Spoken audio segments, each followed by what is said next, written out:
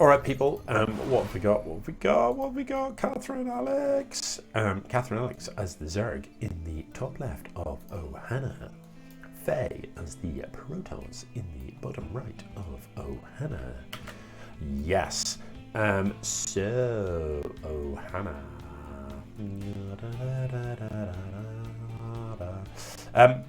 Yeah. Anyway.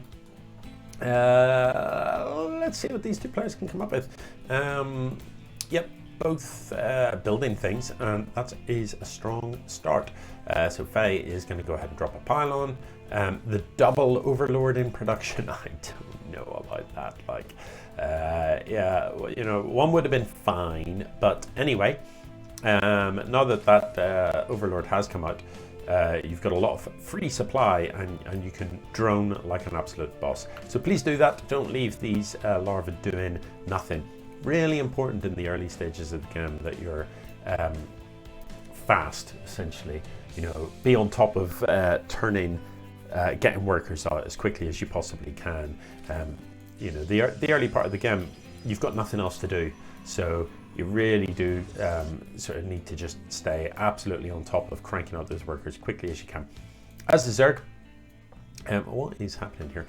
As a Zerg, you want to get an expo down really sharpish as well, as soon as you can afford to, basically. And you can afford to, so nothing's stopping you building that extra hatchery, because as a Zerg player, you need the larvae from the extra hatchery. You've got to have larvae because you want to be able to continue to build workers and build units.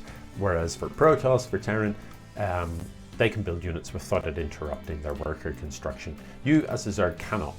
So that's why you need those extra hatcheries. This hatchery here is an absolute travesty. It needs to be down here. It needs to be near the minerals, so that, you know, your little dudes can mine the minerals. Did you build another Overlord? Did you sneak out another Overlord? 4 Overlords. That is quite a few at this stage of the game. So no danger of being supply blocked, that's for sure. Pool has finished up, so KathyrnAlex can get some lings out at this stage. This hatchery, I'm not sure what's going on there.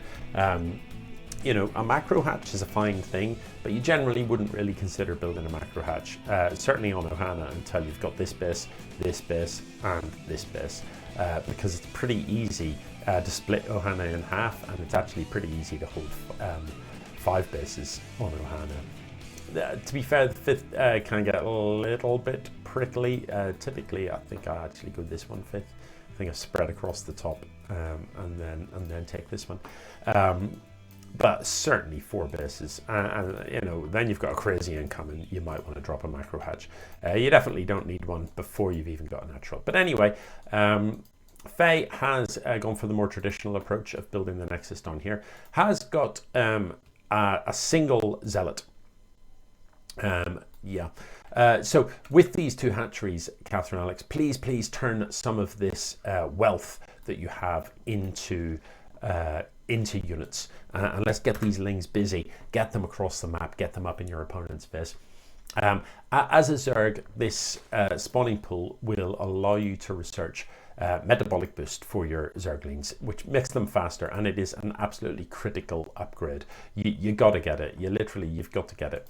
Lings are the backbone of Zerg. Even if you're not planning on playing a ling heavy style, you still want your lings to be fast. It's always so handy at any point in the game to go, oh whoops, I've got quite a lot of money, I've got the larvae to do it, let's just crank out 40 Zerglings.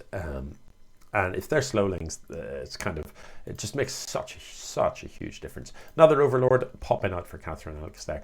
This hatchery's achieved nothing. None of these larvae have ever been used. So you know, down here, building workers, building stuff from both hatcheries is important. And as a Zerg, you really need them queens as well. Over on the other side of the map, there are now a slightly scary number of zealots coming out for Fey.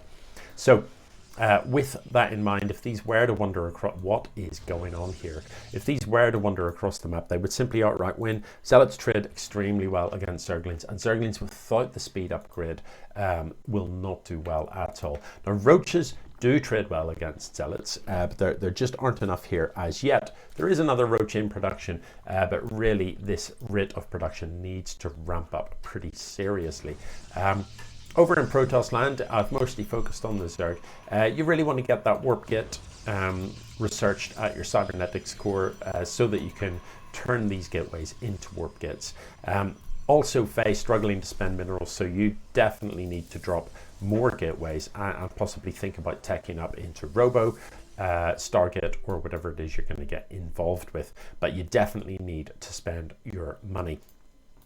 In Zergland, yeah, we're still on one base. You know, yeah, there are 2 hatcheries, but this is a one base economy, despite that huge bank. So, you know, I can't stress this enough. Spend the money. Spend it. Spend. If you can't spend it, build another hatchery. And if you still can't spend it, build another hatchery and then another one. Just keep doing that and keep spending it. This is just weird. I don't know why you would build this here, but anyway, the Robo facility not actually being used. Would like to see that being used. Weird. This is, as a setup, actually not terrible. To build shield batteries for, I wouldn't bother with the photon cannons, but to build forward shield batteries to go with your push is actually a pretty slick move. Generally, as Protoss, the Protoss army is twice the size of the Zerg army, and generally Zerg has to have the bigger army in order to win. You know, that's how it is. Zerg win by numbers. They win by having more stuff. Their stuff is cheap.